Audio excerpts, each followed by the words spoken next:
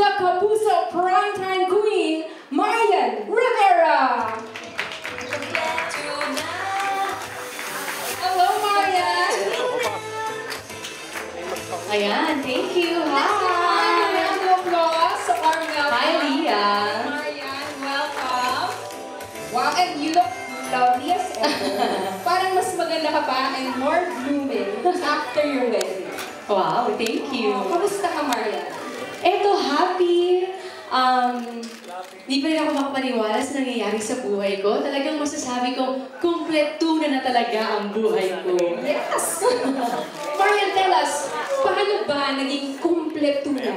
Kumpleto na ang buhay ko dahil ang lahat ng kababaihan, syempre, inaasam-asam nila na makakita sila ng lalaking mamahalin sila at nagpakasal ako. At the same time, sa pagising ko tuwing umaga man yan, tanghali gabi, alam kong may katuwang ako sa buhay. At syempre, may magandang biyaya pang nangyari sa akin ngayon. Ang sarap naman ang buhay, Marian. And we also heard, no, nag-cooking classes ka daw. Yes. Oo, can you tell us about that experience? Kasi hindi ko talaga ang magluto. Especially lola ko kasi magaling magluto. So every time na nagluluto siya, palagi ako nakatingin sa kanya kung anong niluluto niya. Pero sabi ko sa sarili ko, parang may kulang pa. Gusto kong pag-aralan pa yung mga bagay-bagay at gusto ko pang mas maraming malaman. Wow, talagang continuous growth. Napakaganda, Marian.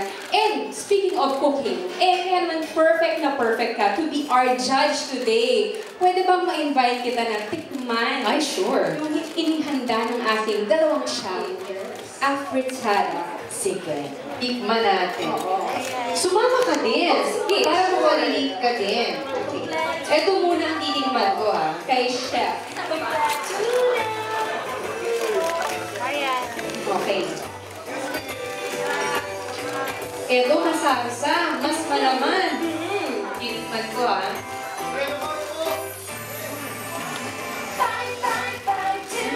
Alam ko na. Oh, kamusta? Nakita mo kung paano ito at saka ito. Ito mas masarsa, mas masarap. Although parehas din naman, hindi nagkakalayo yung lasa. Pero kung titignan mo, syempre di ba tayo minsan gusto natin nakikita natin actual, tapos kung tinikman natin, mas sigurado tayo. Oh, so talagang both are good. Oo. Masarap. Masarap Oo. parehas, pero mas Sa panglasa masarsa, panglasa ko. Ito, Ang ito talaga eh. 555 tuna. Talaga naman. Kasi kita mo naman, mas masarsa, mas malaman. Oo. At sa mata pa lang, katakam-takam na. True, true. And Marian, we also heard, no? You prepared something for us using Meron. 555 tuna. Tama? Meron. Oh, Sana magustuhan nila. gusto niyo ba i-try yung... Hindi ba i-try yung ginawa ko?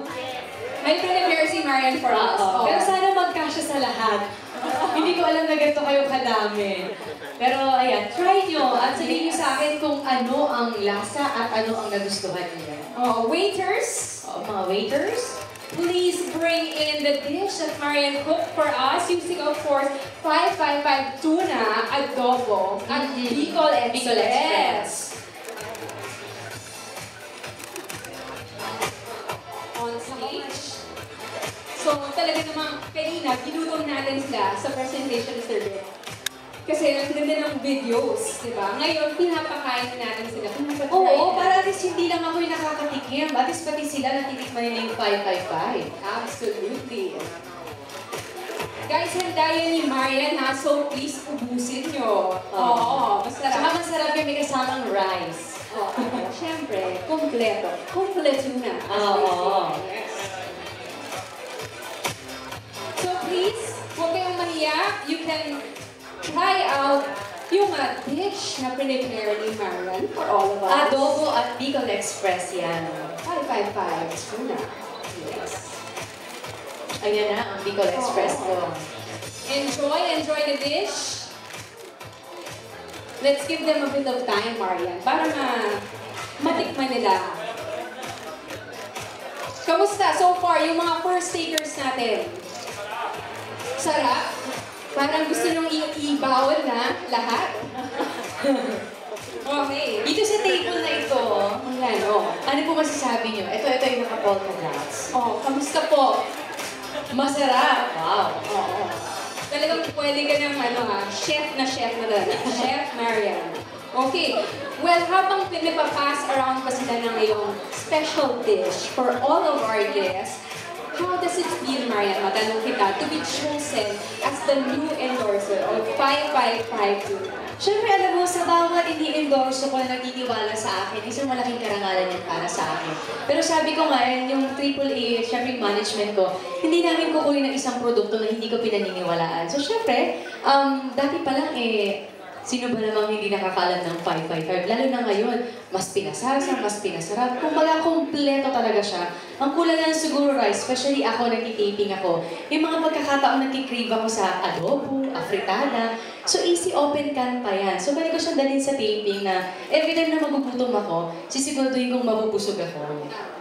Very easy. And Tsaka lutong bahay. Yun yung importante sa akin. Bilang siyempre laking lola ako, at hindi na malingin sa kaalam na laking Cavite ako sa probinsya, siyempre mas gusto ko yung lutong bahay pa rin yung nalalasahan ko. perfect. Talaga naman. Kompleto na. Now, alam ko, yung mga guests natin, excited na rin makita yung bagong TV commercial mo. Ako din. Excited na all of us. Excited na ba kayo? Mahina, parang gutom. Excited na ba kayo?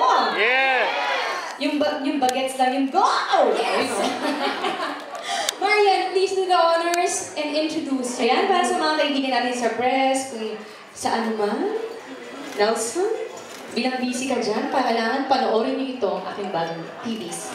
Bye po. Buhay ni Marian Rivera. At matanong ka lang, nag-enjoy ka ba sa pag-shoot ng TV commercial? Sobra, kasi malakas ako kumain So, bawat shot ng product talagang kinakain ko siya at wala akong sinasayang. Wow! Siyempre yung mga staff and crew, the director and the assistant director, lahat sila very mabait sa akin, especially yung mga client na nandun, yung mga ahensya.